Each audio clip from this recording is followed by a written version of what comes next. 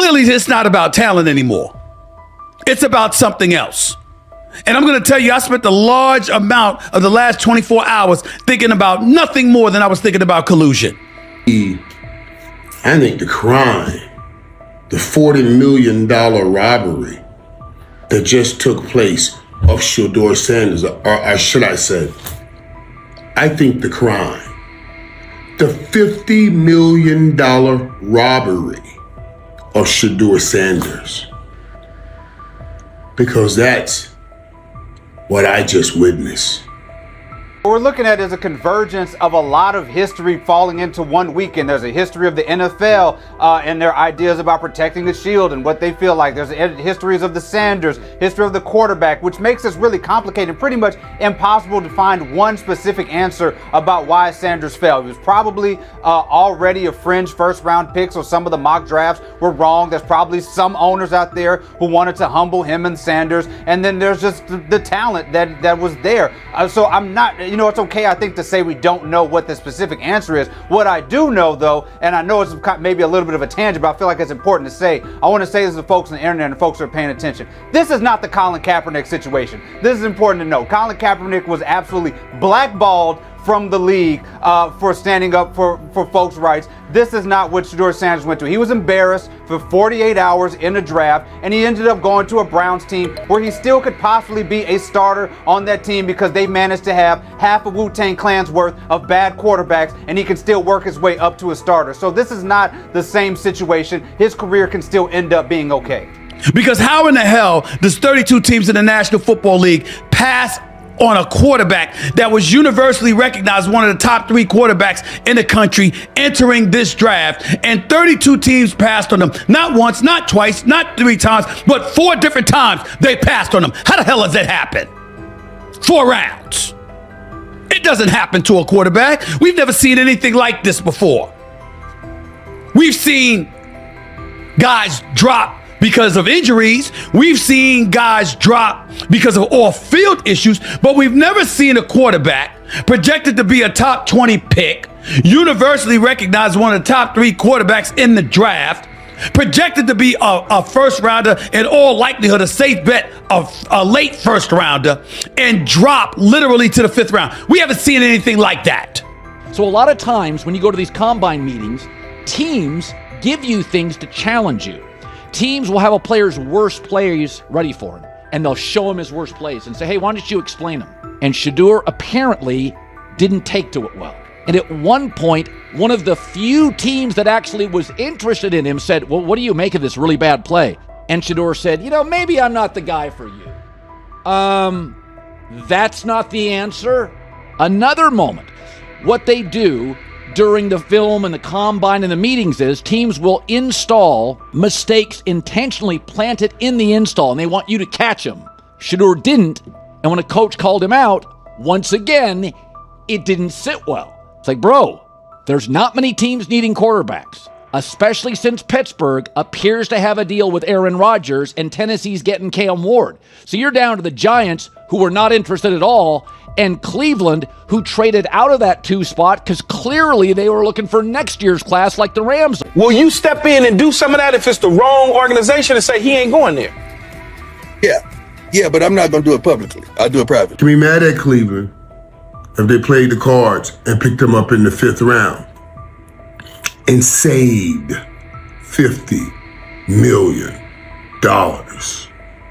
Maybe in their minds, they figure they tricked off that money to Deshaun, so they got to trick it back off of Shedeur. Primetime Deion Sanders' natural bravado, coupled with that of his son. They say that the whole interview process wasn't that impressive when he showed up at the NFL scouting combine and refused to work out. That hurt him. The interview process while he was there hurt him, etc., etc. You know what, y'all? I get it. It makes perfect damn sense if he's drafted in the 2nd round. It's the fact that he fell to 5th that's alarming. Breaking. The Sanders family just dropped a nuclear bomb on the NFL. And what I discovered about this $100 million lawsuit will expose the darkest conspiracy in professional sports history. You're not going to believe what these owners did to Shedeur Sanders behind closed doors. The evidence I'm about to present could literally destroy careers and change the NFL forever. You do not want to miss what's coming next. Let me take you back to April 2025, when the NFL draft was supposed to be Shedeur Sanders' coronation moment. The son of Hall of Famer Deion Sanders, projected as a top 10 pick, had just led the NCAA in completion percentage at 74.1% and turned Colorado into college football's main stage. Everyone thought this was his moment. But sources close to the situation are now revealing that what happened next wasn't just a draft fall, it was a calculated assassination. This could destroy multiple NFL careers, expose decades of corruption, and prove that the league we love operates more like a mafia than a meritocracy. Multiple sources confirm that what I'm about to show you has owners terrified and lawyers working overtime. Here's what we know for sure. Shedeur Sanders was universally recognized as one of the top 3 quarterbacks in the country. He broke multiple school records, had better completion stats than the number 1 overall pick, and was the centerpiece of the most talked about college football story in 2 decades. The official story? Teams had concerns about his attitude and interview process. But here's what they're not telling you. According to internal communications obtained by a private investigator working with the Sanders legal team, communications that have yet to be publicly released but are being reviewed by several independent media outlets, multiple NFL owners allegedly expressed concerns about the media circus and brand baggage surrounding Shedeur. But wait, it gets worse. Sources close to the Sanders camp claim there were direct back-channel conversations between ownership groups discouraging one another from drafting Shedeur unless it was absolutely necessary. Think about it. How does a quarterback projected to be a safe bet late first-rounder drop to pick 144? 4 rounds! We've never seen anything like this before. Now, you might be thinking this was just teams being cautious. But wait until you hear this. One unnamed AFC executive was quoted saying, "If they sue, they're done. He'll never get another snap." That's not evaluation, that's intimidation. Before I continue with this bombshell revelation, I need to know, do you think this was a legitimate evaluation or calculated sabotage? Let me know in the comments because your responses to my last video about NFL corruption were insane, and I'm reading every single one. But here's where it gets really interesting. Remember when Deion said during Super Bowl week that they would dictate terms and wouldn't play for certain teams? The Eli Manning blueprint? Well, sources claim these private conversations between owners directly reference those comments. And here's the part that nobody's talking about. Colin Cowherd's infamous quote, "Nobody wants a celebrity backup quarterback." That phrase is now being dissected by attorneys and has allegedly been cited in early drafts of the legal complaint. It's not just an insult, it's ammunition. Doesn't it seem suspicious that anonymous scouts suddenly started trashing his character to national media outlets right before the draft? The Sanders legal team now believes those leaks were deliberate, targeted, and orchestrated to poison his draft stock. The goal? Devalue the player, silence the brand, humble the family. Now, this might seem unrelated, but stay with me because when you connect the dots, a disturbing pattern emerges. This isn't just about Shedeur. This is about Deion Sanders versus the NFL machine. Coach Prime has long been viewed as a disruptor. From his brash recruiting style to his unapologetic media domination, he's turned Colorado into college football's main stage without needing a national title. And the NFL wasn't thrilled. "You're not just drafting Shedeur," one executive allegedly told a team scout, "you're inheriting the entire Prime brand." And in a league full of fragile egos and media-conscious owners, that was enough for some to whisper, "Hard pass." But here's what really happened behind the scenes. And that's when everything changed. According to those close to the Sanders family, they have proof.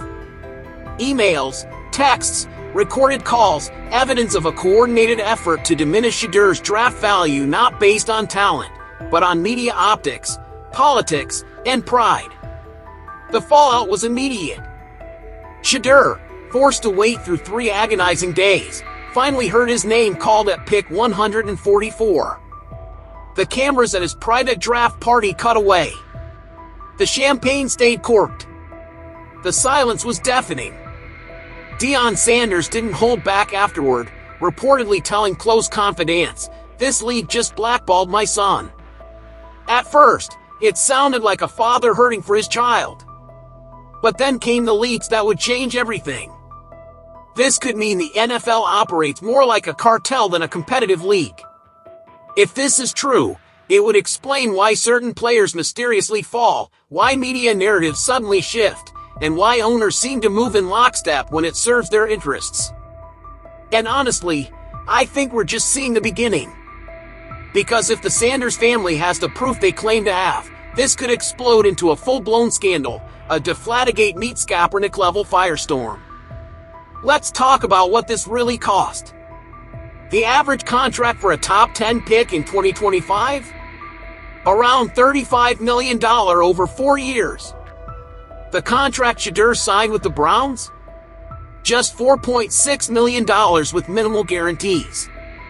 The lawsuit will reportedly seek upwards of $100 million, citing not only immediate earnings lost but also future endorsements, branding deals, and long-term quarterback investment income tied to being a franchise starter. Add to that the impact on Deion's brand, public reputation, and recruiting ability, and the potential damages climb fast. To date, the NFL has refused to comment on any legal threat, citing speculation. But behind closed doors, owners are reportedly furious, calling the potential lawsuit baseless and grandstanding. Attorneys familiar with the situation expect the lawsuit to be filed in federal court within weeks, and it may not stop with the NFL. There are rumors that media outlets, scouting firms, and even individual GMs could be subpoenaed for internal communications and draft evaluations. For now, Shedeur is quietly practicing with the Browns, staying off social media. But you better believe this story is far from over. Because if the allegations are true, the NFL didn't just fumble a pick, they fumbled a dynasty. One anonymous Sanders family confidant was quoted, "They wanted to make an example out of Shedeur. Instead, he's going to make an example out of them." So let me break this down for you. We have a top quarterback prospect who mysteriously fell 130-plus spots, alleged back-channel communications between owners, coordinated media attacks, and now a potential $100 million lawsuit that could expose decades of NFL corruption.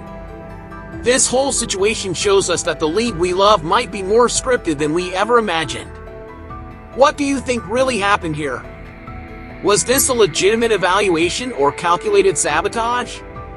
Are we witnessing the biggest conspiracy in NFL history? Drop your theories in the comments below because I'm reading every single one. And don't forget to subscribe because tomorrow I'm exposing the 3 other draft picks that fell suspiciously after their families challenged NFL owners. Trust me, you're not ready for what I found about this pattern of retaliation.